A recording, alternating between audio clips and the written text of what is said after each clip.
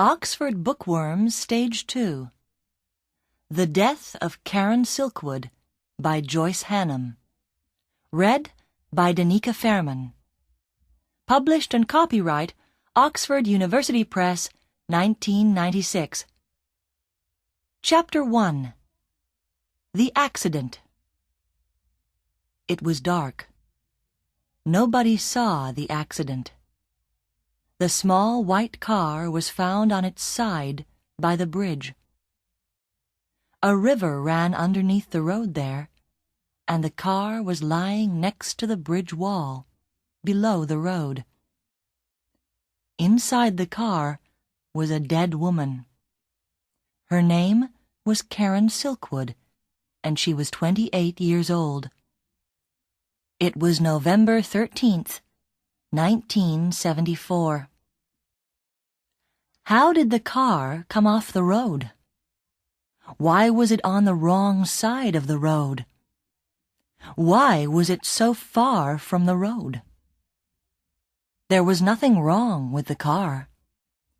Karen Silkwood was a good driver. Everybody knew that. The police thought that there was an easy answer to these questions. Karen was tired after a long day, so she fell asleep while she was driving. It could happen to anyone very easily. They took the car to a garage, and they took Karen's body to a hospital. But some people were not happy about the accident. First of all, her boyfriend, Drew Stevens. Also, a newspaper journalist from the New York Times and a union official from Washington.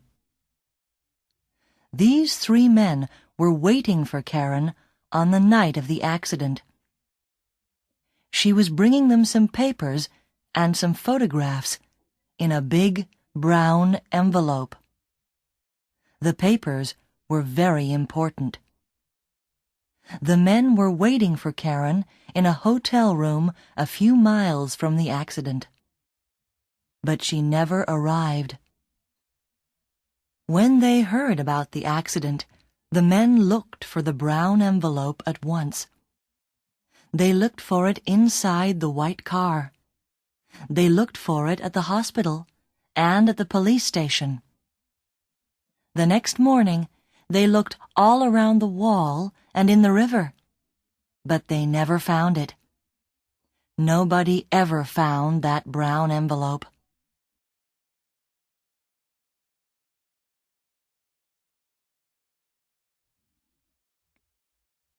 Chapter 2. The New Job. The story of Karen and her brown envelope began in 1972 when she took a new job at a nuclear factory in Oklahoma. Before that, she worked as a secretary, but in 1972, she was really tired of a secretary's life. She looked in the newspaper and saw that there was a job at the nuclear factory. The pay was much better than a secretary's pay, and the work was more interesting. She went to see Mr. Bailey, the manager of the factory, and she was surprised and happy when he gave her the job immediately. He asked Karen to start work the next day. On her first day at the factory, Karen learnt a lot. Mr. Bailey told her that she had to wear a special white coat, some special shoes, and a white hat. "These clothes protect you from radioactive dust," he said. "There isn't really any danger, of course. Everything is safe here. We check everything all the time." "I see," said Karen. "You need an identity card to get into the factory every morning. Just give me a photograph of you, and I'll give you a card. A pretty picture of a pretty girl." He smiled. Karen didn't like that smile. "He thinks I'm stupid," she thought. "Why do men always think that pretty girls are stupid?" He was still speaking. "Now I'll call Mrs. Phillips. She'll take you round the factory and show you your laboratory. The manager there will explain the job to you. Don't worry, it's very easy." He smiled his thin smile again. The door opened and Mrs. Phillips came in. She was about 40 years old and a little fat. She looked afraid. "You wanted me, Mr. Bailey?" "Yes, Susan. This is Karen Silkwood. She's going to work with you in your laboratory. Could you take her around the factory and tell her about the work?" "Oh, I see. Of course, Mr. Bailey. Please follow me, Miss Silkwood." When the office door closed, Mrs. Phillips smiled at Karen and said, "That was lucky. Usually, if he calls me, he wants to shout at me about something. Please call me Susan. Can I call you Karen?" "Of course," said Karen. They walked down a long corridor with heavy doors on both sides. Susan opened one of the doors. "This is our laboratory." Karen saw 6 or 7 people in the room. They were all wearing white gloves, and their hands were inside a big glass box. There were holes in the side of the box, just big enough for hands. Everyone looked at Karen. "What's in the box?" Karen asked Susan. Everyone laughed. "Not chocolate," said one worker. "Or beer," said another. "Don't listen to them," said Susan. "It's fuel rods and uranium. We put uranium into the fuel rods. That's why you must always wear your gloves. And when you leave the laboratory, always remember to take off your gloves and check your hands in front of the scanner." She showed Karen the scanner, which was near the door. "If there's any radioactive dust on your hands, the scanner knows at once. An alarm rings all over the factory." "And when the alarm rings, the party begins," said one man. "Party?" Karen asked. "You can take off all your clothes and have a swim, with lots of water."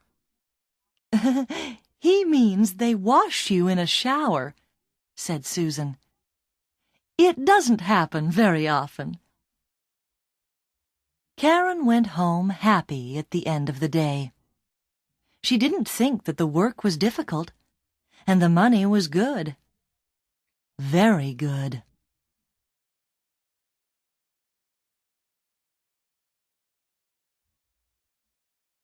Chapter 3.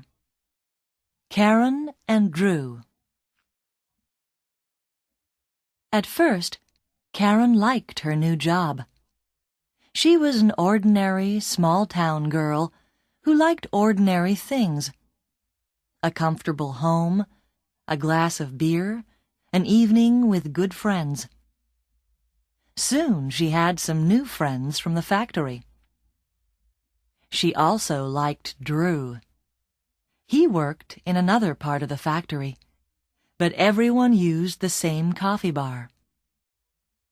She met him a few days after she started the job. In the coffee bar, she and Susan were laughing together at a story in the newspaper. Then Karen suddenly heard a voice behind her. "Here's a new face." She turned round quickly. A tall man was standing just behind her chair, with a coffee in his hand. "Be careful with that coffee, will you?" said Karen. "You're going to drop some on me in a moment."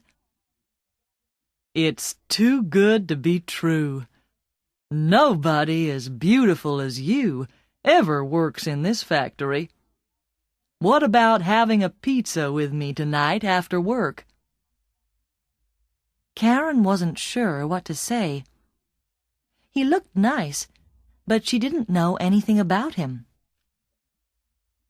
Susan understood what Karen was thinking.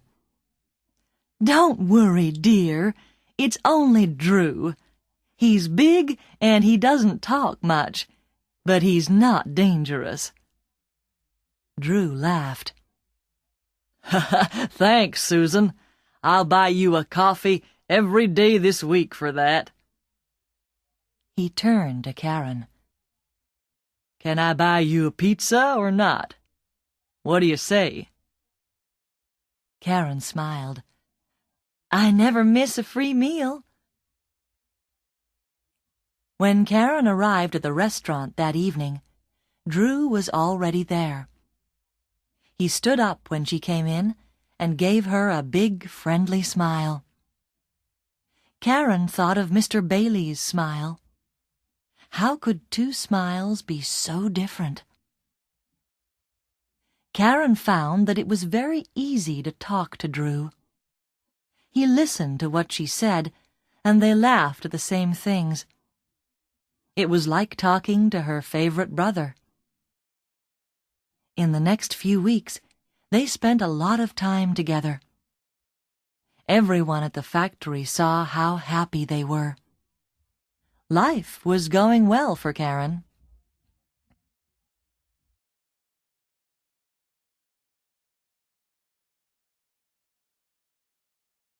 Chapter 4. The Shower. But in the summer of 1974, everything began to change. One evening, Karen and Susan were leaving the laboratory. First, Karen checked her hands in front of the scanner, and then, a minute later, Susan checked her hands. Suddenly, there was a terrible noise. It was like a high scream. Everybody could hear it all over the factory. Susan didn't move. She just looked at her hands. Then the door of the laboratory flew open.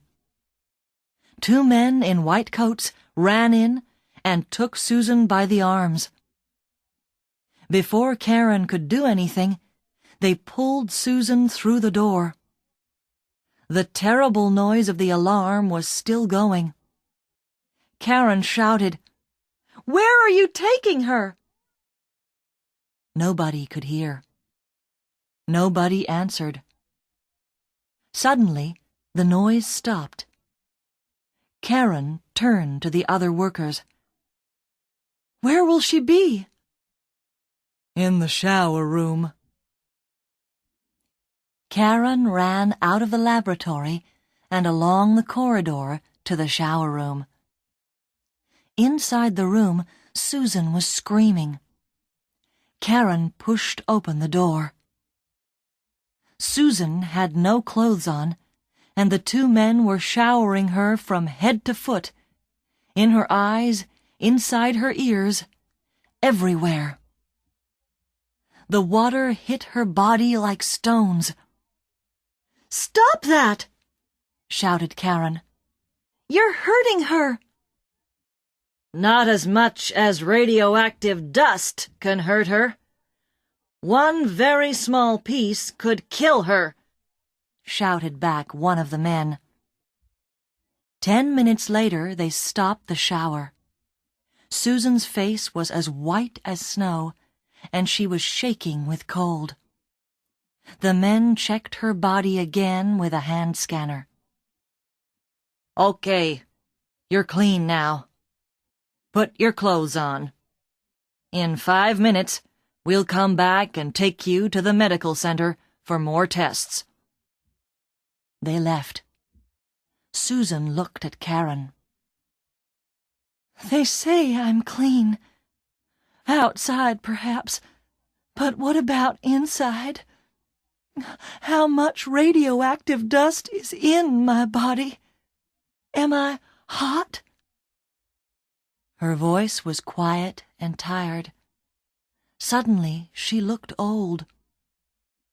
Slowly, she began to put her clothes on. "Hot? What do you mean?" asked Karen. "Hot means radioactive." "I see." Karen looked at her own hands. Were they clean? How carefully did the scanner check them? She worked next to Susan in the laboratory. Perhaps the dust was on her hands, too. "I'm sure you're fine, Susan. The men said you were okay, and the doctors will know." "Nobody knows. Uranium is very new. Nobody really knows what it can do to us." One of the men came back with a woman. "Come along, dear. Time for your medical tests." Then they saw Karen near the door. "What are you doing here? If you've finished work for today, you can go home." Karen did not listen to them. "Are you okay, Susan? Do you want me to come with you?" Susan shook her head. "No, it's okay. You go home, Karen. I'll phone you later. Don't worry about me. And thank you." The man and the woman took Susan's arms and walked down the corridor, with Susan between them. She looked very small and very afraid.